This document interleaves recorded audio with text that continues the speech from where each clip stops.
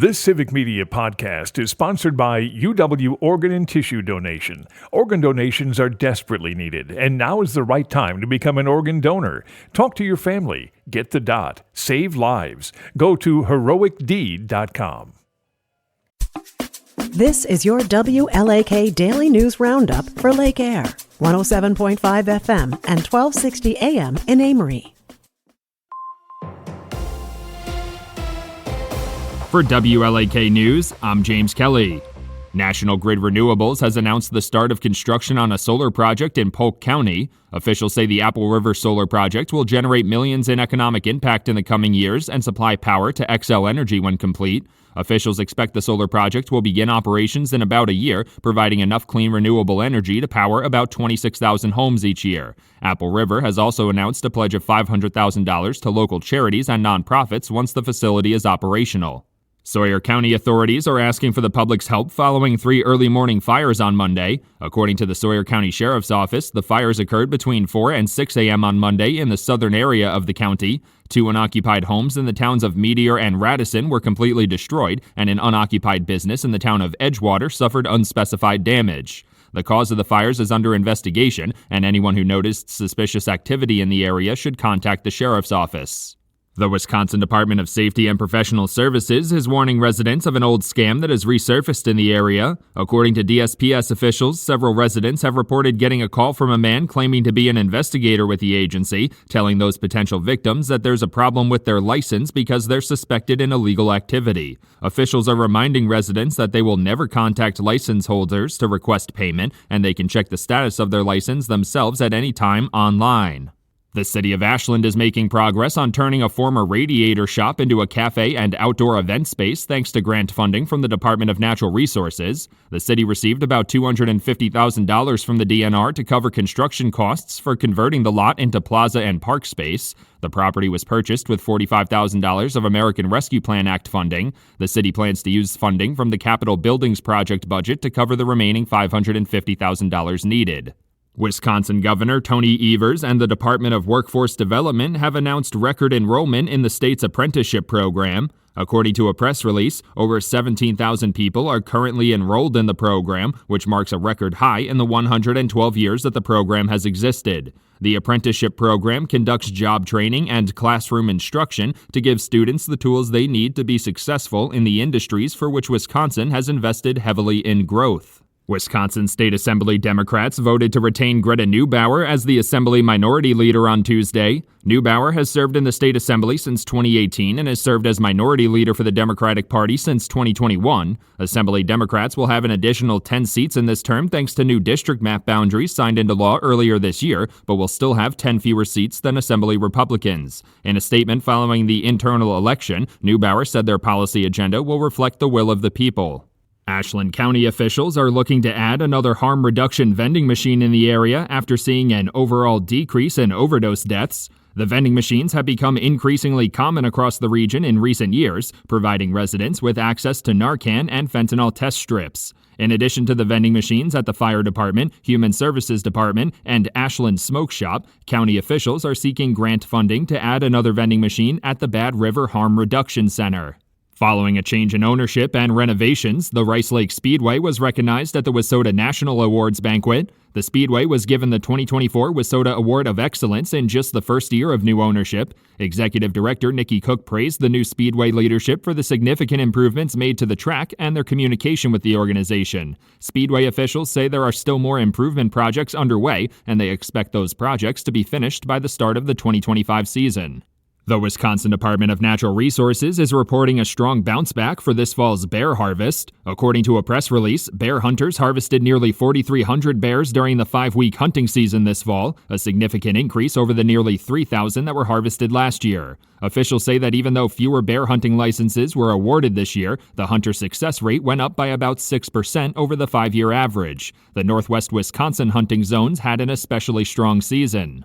The Office of Lawyer Regulation has filed a 10-count complaint against former Wisconsin State Supreme Court Justice Michael Gableman. The complaint involves Gableman's role investigating allegations of fraud in the 2020 election, a task for which he was hired and later fired by State Assembly Speaker Robin Vos. It accuses Gableman of making false statements, disrupting a court hearing, questioning a judge's integrity, making derogatory remarks about opposing counsel, and violating open records laws. Gableman sat on the Supreme Court from 2008 to 2018. For WLAK News, I'm James Kelly. Bucks basketball tonight. Hi, I'm Mike Clemens with sports. The Milwaukee Bucks host the Chicago Bulls at Fiserv Forum. Both teams looking for a chance for back-to-back wins. On Monday, the Bucks beat the Rockets. The Bulls got past the struggling 76ers. College basketball, number 15th ranked Marquette with an impressive win in Milwaukee last night over number 6th ranked Purdue. The Golden Eagles 76-58 over the Boilermakers. Cam Jones had 17 points, 13 rebounds, 10 assists, and only the third triple-double in Marquette history. The last player to do so, Dwayne Wade, back in 2003. Baseball, the Brewers' Pat Murphy named the National League Manager of the Year, who talked about the challenge of a club being from Milwaukee. That's what this whole thing's about. You know, like when you're thinking of a small market team, you're thinking of guys that have all been thrown away, all guys that have been said, no, you're not good enough. And that's pleasurable to see, you know, these guys then find an identity and find a way to be successful. And it's a beautiful thing. Well, what else can you ask for? It's special. They know who they are. They know where they came from, and they're just there to do their job as a teammate. They'll do anything you ask in any role, and that's what makes it feel really, really special. Makes you want to come to the ballpark every day when you have like that. That's Brewers manager Pat Murphy. With sports, I'm Mike Clemens. On your entertainment beat, I'm Pete Schwaba. Hugh Grant is not a fan of his character in Notting Hill. It took about 30 years, but the actor with the toothy grin admitted his character had no guts. He didn't like the way his character handled Julia Roberts' character's fame or the paparazzi in the film. Grant says the rumors that he hates all of his films are untrue and that it's just that he hates his own characters, adding that he has self-loathing issues. That's our Hugh. The Glicked weekend is fast approaching, and Gladiator 2 and Wicked have high hopes for a box office splash.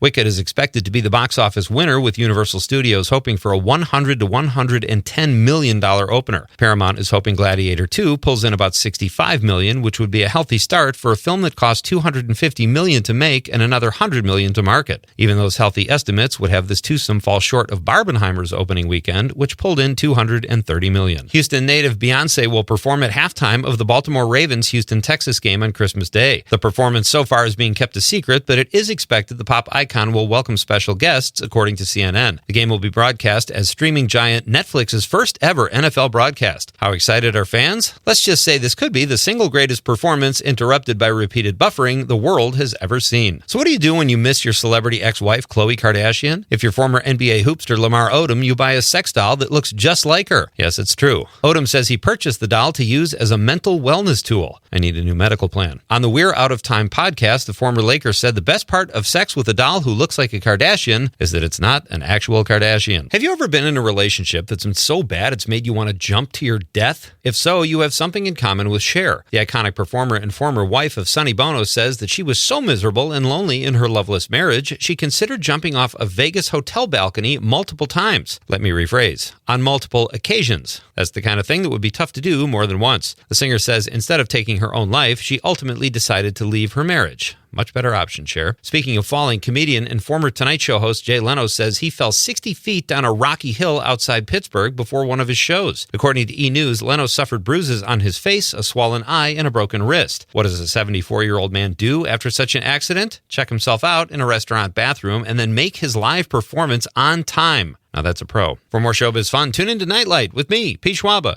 Weeknights from 6 to 8 p.m. on the Civic Media Radio Network.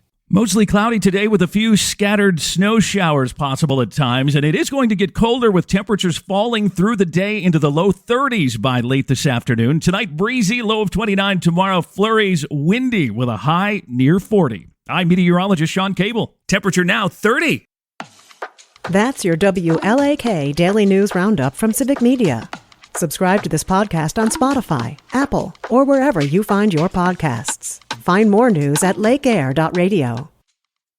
The national news cycle never stops, but it can be hard to find news about your local community. Civic Media is dedicated to providing quality local and state news coverage across Wisconsin. With the Civic Media app, you can get notifications about local stories that matter to you and your community. Find the free Civic Media app in your phone's app store and choose notifications from the menu to tell us what kind of news you want to hear about.